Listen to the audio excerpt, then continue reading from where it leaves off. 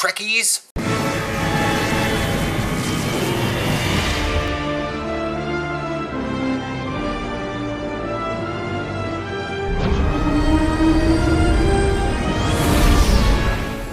Hi, so today's video comes with a couple parts. First one is news. I mean, apparently Junior Officer Weekend happened, but I probably missed it. Yeah, it went until yesterday. I got the EXO comp and that's that. Oh, also commendation experience, but all those are maxed.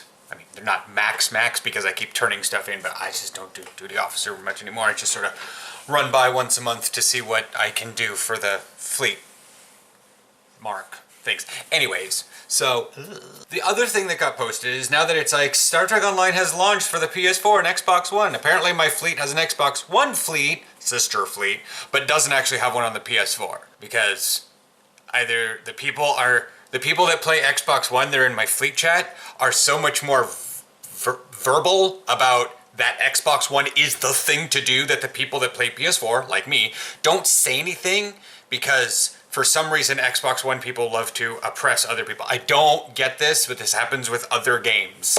I know that if I say, oh, by the way, I play, you know, oh, what do you watch YouTube on? My PlayStation 4. Oh, what do you... Why does... Like, they're real quick to judge and jump down your throat, which is very American. Anyways, the other thing is a large infographic that got posted yesterday. I need a date here. There's no date on this. It's just a picture they posted. It got posted on Friday. Okay, most of y'all have probably seen this.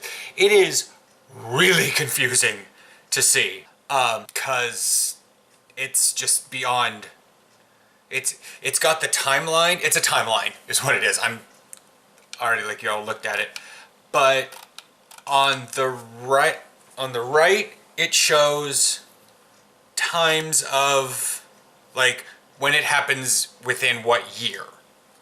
Then over on the left in the small little sections, there's the Klingon War, which is the mission block for Star Trek Online, and then Wasteland, Romulan Mystery, Cardassian Struggle, and it goes through all of the various sections. And then there's all the lines that go, and you're like, I can't read this. Like you literally have to follow it with the finger if you're colorblind like me. And those lead to the timeline and say this happens here, this happens here, this episode, you know, these episodes are referencing here, these episodes are referencing here. Like with the Federation side of the Klingon War, you need to re-watch, or it would be advisable if you watch The Undiscovered Country, the original series Season 2, Episode 6, Doomsday Machine, and then TNG Season 3, Episode 15, Yesterday's Enterprise. There's like the future, and then there's, it's just all over the place.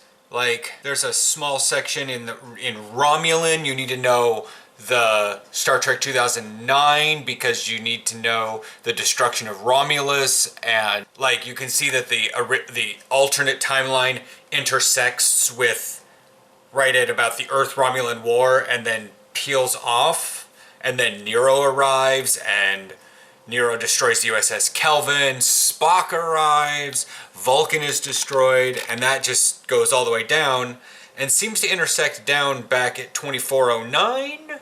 But yeah, that's pretty much that. You know, so y'all can have your issues there. And then it shows also in pink. I guess that's pink. I don't know.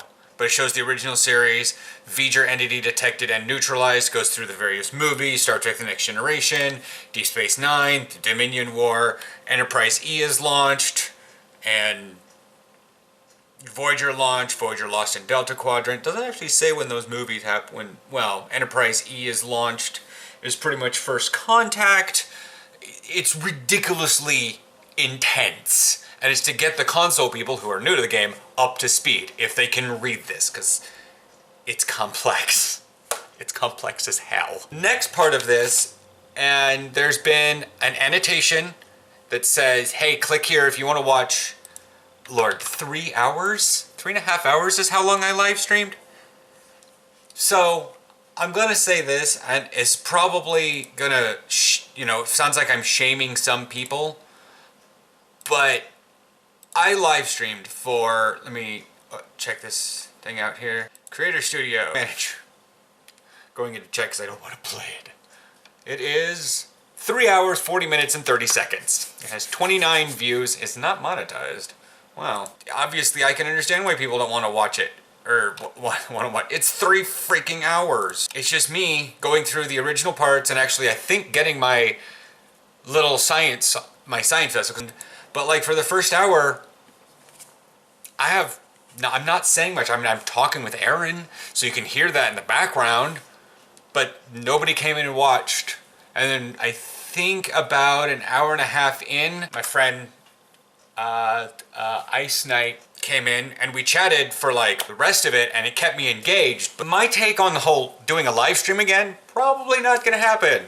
I mean, I'm not saying that, Ice Knight shame you for, pushing me off of it, but it's the fact that it's like, when I see other people live stream, or if I've heard of other people live stream, they've got a chat box flying and they've got friends watching, and I'm like, Aaron and I had 2 people watching for a good chunk of the time because he was on his computer with his speakers on mute, and I was on my phone with my phone on mute so that we had viewers. Because YouTube doesn't like it if you don't have any viewers and you're live streaming. I found that one out a while back about something. Yeah, so that's that.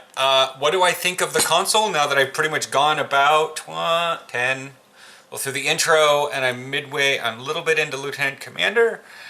I like the fact that you can auto-fire abilities, but that doesn't necessarily, there are some abilities for science that I can auto-fire on ground and now there are several clauses with auto-firing. You can auto-fire if it's mid-rank or above, high rank or above NPC. And they call them weird names. It's like a cruiser or a battleship or whatever. And if it's like a healing one or like tachyon harmonic, where it will only shoot off if your if your target's shields are over 50%. Or 75%. I do it at 50% because I want it firing off a lot, but 50% shields, it goes down pretty fast when you've got an entire away team shooting at it. So it'll fire off right away, go, and it'll take out most of their shields. And if they happen to get a shield heal in there, it'll hit it again.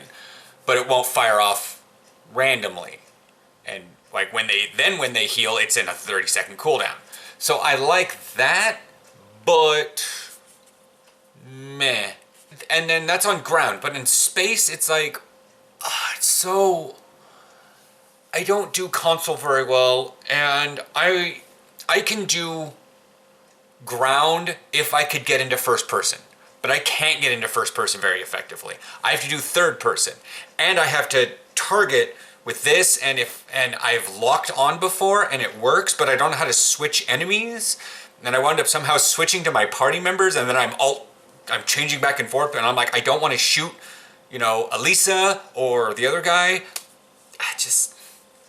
It's not something I seem like I'm going to be doing a lot, and at least playing it.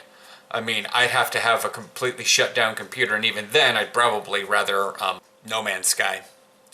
So that's what's going on with that. I guess if you want to watch all 3 hours, you can go in. It doesn't have, like, it shows me playing the game, and like Aaron and I weren't even sure. We weren't sure if the chat things were going through. So you see Aaron going through, and typing up stuff. I comment on some stuff that I see, and then finally, right here, Ice Knight 81 shows up, and it's about a minute and an hour and a half is what I thought. So, and I was like, sweet. And then the whole rest of the video, I'm talking to him, but it's on a 15-second delay. For me, I don't know. It's very strange. But there is a 15-second delay, and I probably could lower the quality of the video, even though you can watch it in HD. So that's what's going on with that. Oh, right, I've turned my speakers off because WoW's on. So that's what's going on with that. Again, if you play console, you know, tell me. I'm keeping a watch out so I can put somebody in a fleet so that they can have stuff. For my fleet, Lord, I don't know. I'm like, I just sort of, in a weird way, I kind of want to distance myself from Star Trek Online on the PlayStation because it is so hard to control. So, yeah. I will chat with you guys next week. Again, Star Trek Online's a little right now because they're not putting out any content. What was in the release notes that I saw was weird. Small animation updates, warp-in animation for Borg spaceships, Klingon Romulan shuttles, which separate from ships, Romulan repeater pistols, and injured Lemiran. Whatever. Ragnarok, Gathering Darkness, a couple weird things. Apparently Admiralty was an issue that was causing Admiralty campaign experience to incorrectly pull from Commendation XP bonus pools. I don't know. I don't have any bonus pools so much anyways. So that's pretty much going on with that. There's just little tiny changes. Tetryon Cascade will now apply a player's damage modifiers to all hits. That's cool. But, so, if you guys want to have any questions answered in the next couple weeks, go ahead and shoot them downstairs. Subscribe, because Star Trek Online is going to kick back up here pretty soon. They've been kind of, as they bring out the console, and they're probably going to be like, console, but like, October, November could be something. So, stay tuned. Alright.